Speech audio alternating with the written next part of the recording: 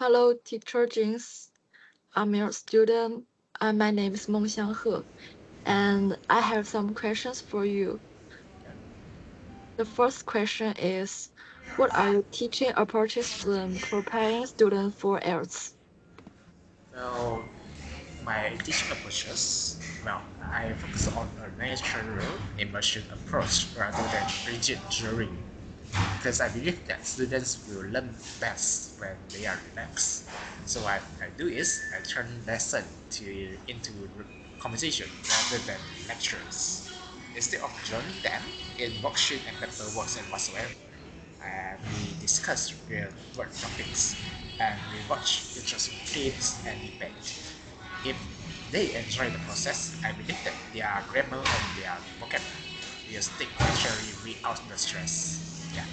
Yeah, I think it's great. And then the second question is, what challenges do you usually encounter when teaching IELTS? Well, the biggest challenge, I believe that the biggest challenge is anxiety and the fear of making mistakes because many of students are so obsessed with following strict grammar rules that they freeze up and cannot speak fluently. So my job is often I'm teaching that fear, getting them to loosen up and understand that making mistake is actually fastest way to learn. Yeah. Yeah. I want to know how do you face challenges in this innovative era where everything's based on teacher knowledge? Alright. So I don't really fight with technology. I use them to make life easier, not harder. So I try to avoid complex learning management system that feel like MS. Instead, I use technology that students already enjoy, like TikTok, YouTube, Facebook, whatsoever, podcasts, or social media, to bring English into their daily school. Technology should be a bridge to relaxation instead of another source of stress. Yeah. Do you think the use of teacher knowledge is important in math learning? For me, yes, it's useful for exposure, but it's not the master. It's great for hearing different accents, like what you watch on Netflix or reading diverse articles instantly. However, I underscore that technology is just a tool. The real learning happens in the human connection, the confidence to speak up, the confidence to learn more, which an app cannot even teach you. Yeah. Okay. Can you relate it to rare errors? Or the errors. Yeah.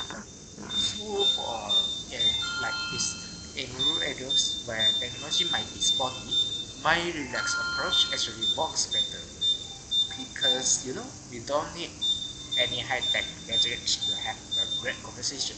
We go back to basic things.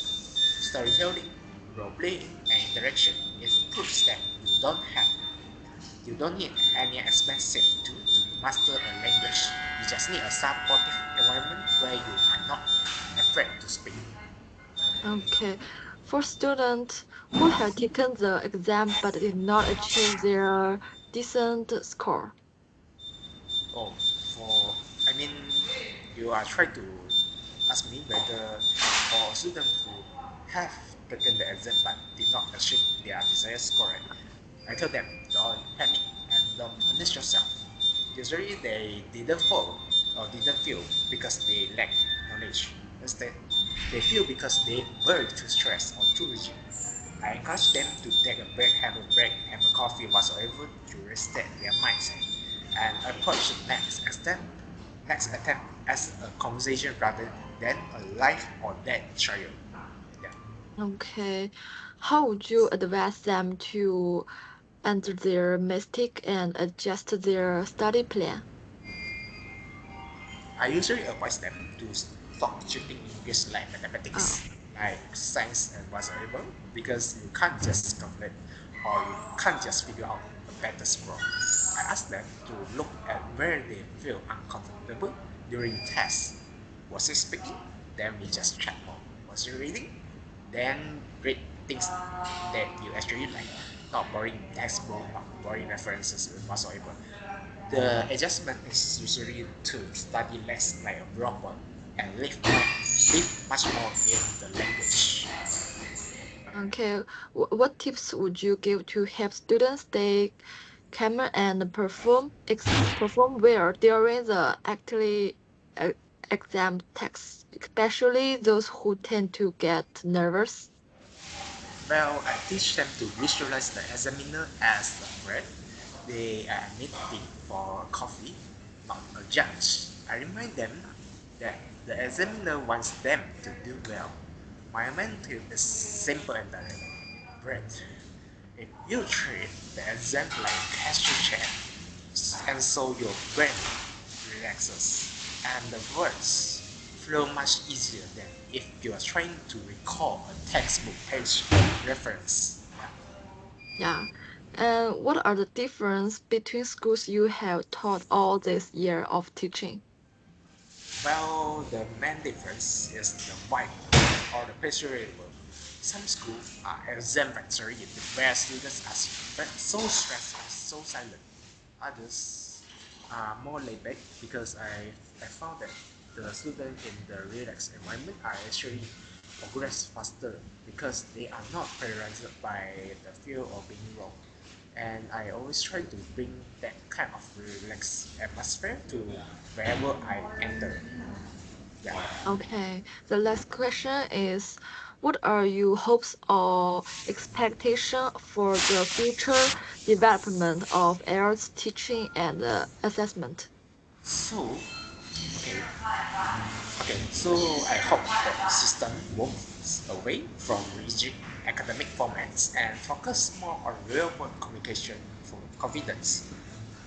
Okay, because I want to see a system that reward personality and natural fluency rather than just checking boxes for using complex vocabulary. So, for me, to me, let's make a language learning about connecting with people, not just a passing paper. Yeah, that's all from me. Okay, that's my interview, and thank you for your help. Yeah, See you next time. Yeah. thank you.